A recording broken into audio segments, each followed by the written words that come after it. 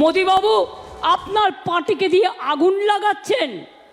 মনে রাখবেন, বাংলায় যদি আগুন লাগান আসামও থেমে থাকবে না, নর্থ ইস্টও থেমে থাকবে না, উত্তরপ্রদেশও থেমে থাকবে না, বিহারও থেমে থাকবে না, ঝাড়খণ্ডও থেমে থাকবে না, উড়িষ্যাও থেমে থাকবে না, আর দিল্লিও থেমে থাকবে না। আপনার চেয়ারটা আমরা টলমলো করে দেবো। और इसी पर हम और विस्तार से जानकारी लेते हैं हमारे 3 सहयोगी जो कि इस वक्त ग्राउंड जीरो पर ही मौजूद हैं। जतिन हमारे साथ जुड़े हुए हैं, अनामिका सिंह काली हमारे साथ जुड़ी हुई हैं, सुमित चौधरी हमारे साथ जुड़े हुए हैं। लेकिन सबसे पहले जतिन, मैं आपका रुख यहां पर करूंगी कि ममता बनर्जी अपनी चुप्पी तोड़ती हैं इस मामले में। वो बोलती हैं, लेकिन बोलती क्या है? वो धमकाती हैं। वो ये कहती हैं कि अगर बंगाल जला तो पूरा देश जलेगा। आज बिल्कुल देखिए, इसके साथ साथ वो ये भी बोल देती हैं कि 31 तारीख को टीएमसी एक बड़ा आंदोलन करने वाली है। लेकिन सवाल वही खड़ा हो जाता है कि आंदोलन अगर करेंगी तो किसके खिलाफ करेंगी। कल जो छात्र सड़कों पर उतरे थे वो अपनी सुरक्षा के लिए उतरे थे, जस्टिस के लिए उतरे थे, सेफ एनवायरनमेंट के लिए उतरे थे। आज जो बीजेपी के तमाम नेता सड़कों पर उतरे थे वो छात्रों पर जो बल प्रयोग किया गया था उसके लिए उतरे थे। लेकिन उनको मिला क्या? कल भी हमने लाठियां चलते हुए देखी, आंसू गैस के गोले देखे। आज उन तमाम नेताओं को हमने लड़ते हुए देखा, उन तमाम नेताओं को हाथ जोड़ते हुए सड़कों पर निकलते हुए देखा। लेकिन उन्हें मिला क्या? उनको भी गिरफ्तारी कर लिया गया, उनको भी डिटेन कर लिया गया। जो तमाम कार्यकर्ता थे उनको घसीटकर बसों में डाल दिया गया। अब जब ममता बनर्जी 31 तारीख को प्रदर्शन करेंगी तो किसके खिलाफ करेंगी, यह सबसे बड़ा सवाल है। क्योंकि गृह मंत्रालय उनके पास है, पुलिस उनके पास है, हेल्थ डिपार्टमेंट उनके पास है और बतौर मुख्यमंत्री भी वो है। लेकिन वो जो बात कर रही है कि अगर बंगाल जलेगा तो दिल्ली भी जलेगी, तो ये साफ तौर पर वो किसको और क्या कहना चाह रही है कि अगर जिस तरीके के प्रदर्शन कोलकाता में हो रहे हैं, वेस्ट बंगाल में हो रहे हैं, क्या उसी तरीके के प्रदर्शन पूरे देश में भी हो। लेकिन आप इस बात को ऐसे समझिए कि इस मुहिम को लेकर जो अभया के साथ हुआ 8 और 9 तारीख को, पूरा देश ऑलरेडी सड़कों पर है, पूरे देश में इसको लेकर प्रदर्शन हो रहा है। लेकिन सबकी निगाहें कोलकाता पे है क्योंकि ये इंसिडेंट यहां पर हुआ। और कोलकाता में इस लिहाज से भी है क्योंकि एक महिला मुख्यमंत्री है। अगर एक महिला की परेशानी एक महिला ही नहीं समझ पाएगी तो पूरे देश में कौन और किससे जस्टिस मांगेगा। तो ये सबसे बड़ा सवाल है। और कल हम जितने भी स्टूडेंट से, पेरेंट्स से, जो भी उस प्रोटेस्ट में शामिल हुए, वो हर कोई यही सवाल खड़े कर रहा था कि हम अपने बच्चों को अगर बाहर भेज रहे हैं तो किसके भरोसे भेज रहे हैं। कोई नाइट शिफ्ट करने जा रहा है तो किसके भरोसे जा रहा है। अगर अभया के साथ जो हुआ और वो किसी और के साथ होगा तो फिर वो जस्टिस की डिमांड किससे करेंगे, जिससे डिमांड सरकारें अगर यूं ही अपराधियों को बचाती रही और इसी तरह के बयान अगर देती रही तो फिर अपराधियों के हौसले तो और बुलंद होते हैं। लेकिन जो पीड़ित हैं वो ये सोचते हैं कि आखिर हमारा क्या कसूर था। और अगर ऐसी सरकार अपराधियों को अगर बचाएगी तो फिर आम जन कहां जाएंगे। और सुमित, आप उस जगह पर हैं जहां पर यह प्रदर्शन पूरा हो रहा था। कई गिरफ्तारियां यहां से हुई, कई नेताओं को हिरासत में यहां से लिया गया। हालांकि अब हम देख रहे हैं कि शांत हो गया पूरा। सुबह 6 बजे से लेकर शाम 6 बजे तक बुलाया गया था ये बंद। लेकिन ये जो ममता बनर्जी कह रही हैं ये तो एक विभाजनकारी सोच को दर्शाती है। बिल्कुल। और हिमानी, क्योंकि शाम को अब लगभग 6 यहाँ पर बज चुके हैं और उसके बाद लेकिन इसका जो असर है वो साफ तौर पर देखने को मिला है। सबसे पहले मैं आपको बता दूं, जो कि बंद का जिस तरीके से आह्वान बीजेपी की तरफ से किया गया था और बीजेपी के जो स्टेट प्रेसिडेंट है सुकांता मुजुमदार, उन्होंने कहा कि जनता का हमें पूरी तरह से सहयोग यहाँ पर मिला है। और बड़ी बात जिस तरीके से आपने कही कि ममता बनर्जी आखिर अब ये कह रही हैं कि 10 दिनों के अंदर वो विधानसभा का सत्र लेकर आएंगी और एक बिल जो है वो पारित करवाएंगी और राज्यपाल को भेजा जाएगा कि 10 दिनों के अंदर फांसी हो। इसे लेकर खुद बीजेपी ने पलटवार करते हुए कहा है कि कानून की प्रक्रिया के तहत ही फांसी किसी को भी दी जाती है।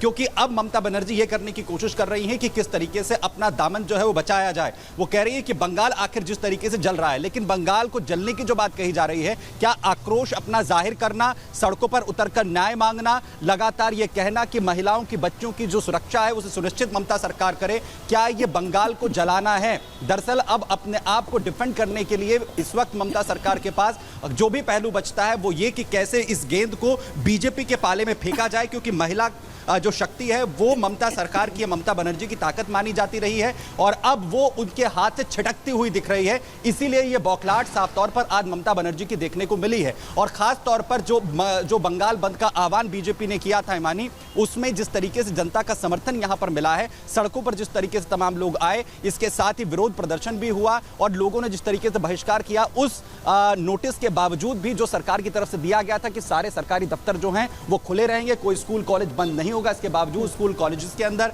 बच्चे जो हैं स्कूलों में बेहद कम पहुंचे, दफ्तरों में बहुत कम अटेंडेंस देखने को मिली, सरकारी कर्मचारी जो हैं वो अपने दफ्तरों में नहीं पहुंचे।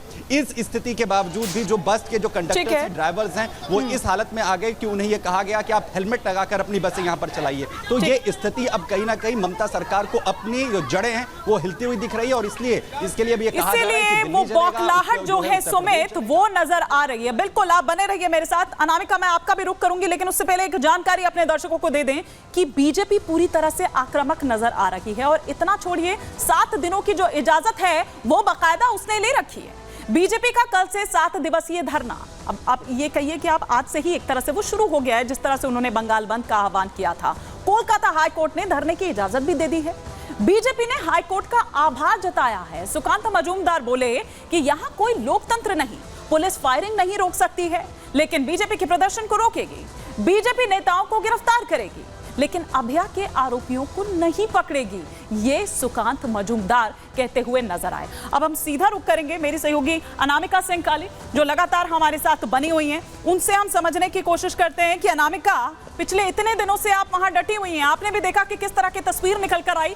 कल हमने देखा वो नबन्ना मार्च, आज हमने देखा ये बीजेपी का 12 घंटे का बंद का जो आह्वान किया है। अब कल से जो ये 7 दिवसीय ये जो धरने की बात और जो इजाजत मिल भी गई है, अब कल क्या तस्वीर होगी? जो तस्वीर होगी वो बहुत कुछ बयां करेगी, क्योंकि जिस तरीके से अगर बात करें कल के प्रोटेस्ट की, तो वो जो कल प्रोटेस्ट था वो बीजेपी का प्रोटेस्ट नहीं था, वो जो स्टूडेंट्स थे उनका प्रोटेस्ट था। आज जो आह्वान था वो बीजेपी की ओर से आह्वान किया गया था कल के लाठीचार्ज के विरोध में। ऐसे में अब कल से जो प्रोटेस्ट होने वाला है, क्या उसका हमें जो अलग रूप है वो देखने को मिलेगा, या धरना स्थल बना दिया जाएगा, वहीं पे प्रोटेस्ट किया जाएगा, या जिस तरीके से पुलिस का जो रवैया रहा है परसों, कल या इसके पहले भी, क्या पुलिस का रवैया वही रहेगा? कल भी जब प्रोटेस्ट किया जाएगा बीजेपी की ओर से, तो प्रोटेस्ट करने के दौरान के नेताओं को अरेस्ट कर लिया जाएगा, घसीटा जाएगा, मारा जाएगा, हिरासत में लिया जाएगा? ये सवाल बने हुए हैं, क्योंकि जिस तरीके से हाईकोर्ट की ओर से परमिशन तो मिल गई है, हाईकोर्ट की परमिशन के बाद ममता सरकार की पुलिस का रवैया क्या होता है, ये अपने आप में देखने वाली बात होगी। क्योंकि आज भी अगर बात करें हम कोलकाता की, तो कोलकाता के अलग अलग हिस्सों के अलावा मुर्शिदाबाद, उत्तर 24 परगना से लेकर के नंदीग्राम से लेकर के कई इलाके ऐसे थे जहां पे हमें प्रोटेस्ट देखने को मिला, और पुलिस का बर्बर रवैया वही देखने को मिला जो हमें बीते दिनों भी देखने को मिला है। ऐसे में पुलिस के रवैये पे सवाल खड़े हो रहे हैं, आज भी खड़े हो रहे हैं, कल भी खड़े हुए थे और बेशक कल से भी खड़े होंगे। तो अब 7 दिनों की जो स्ट्रेटेजी बीजेपी की है वो यहाँ पे देखने वाली बात ये होगी कि बीजेपी इस मुद्दे को लेकर कैसे आगे बढ़ती है। क्योंकि बीजेपी के अलावा जो ट्रेनी डॉक्टर्स है वो भी प्रोटेस्ट कर रहे हैं, उनका प्रोटेस्ट आज भी चल रहा था। तो जो डॉक्टर्स है क्या वो बीजेपी के प्रोटेस्ट में शामिल हो जाएंगे? जो अलग अलग संगठन है जो ऑलरेडी यहाँ पे प्रोटेस्ट कर रहे हैं, क्या वो बीजेपी के साथ क्लम कर जाएंगे? ये बहुत सारी बातें हैं जो देखने वाली बात होंगी। लेकिन हाँ, इतना जरूर है कि जिस तरीके से ममता बनर्जी ने आज जो बयान दिया है, धमकी भरा बयान दिया है, चेतावनी भरा बयान दिया है, कई राज्यों का उसमें जिक्र किया गया, तो ये चिंता का विषय है। और कम से कम सुझाव तो यही होगा कि जो बाकी राज्यों की आईबी है वो एक्टिवेट हो जाए और वो चेतावनी को, धमकी को बहुत गंभीरता से ले। कल अब ये देखना हो बिल्कुल, और क्या रवैया रहता है पुलिस का, ममता की पुलिस का, वही जैसा कि अब तक हमने देखा है। बहुत शुक्रिया अनामिका आपका भी, जतिन आपका भी, और सुमित आपका भी इस तमाम जानकारी के लिए।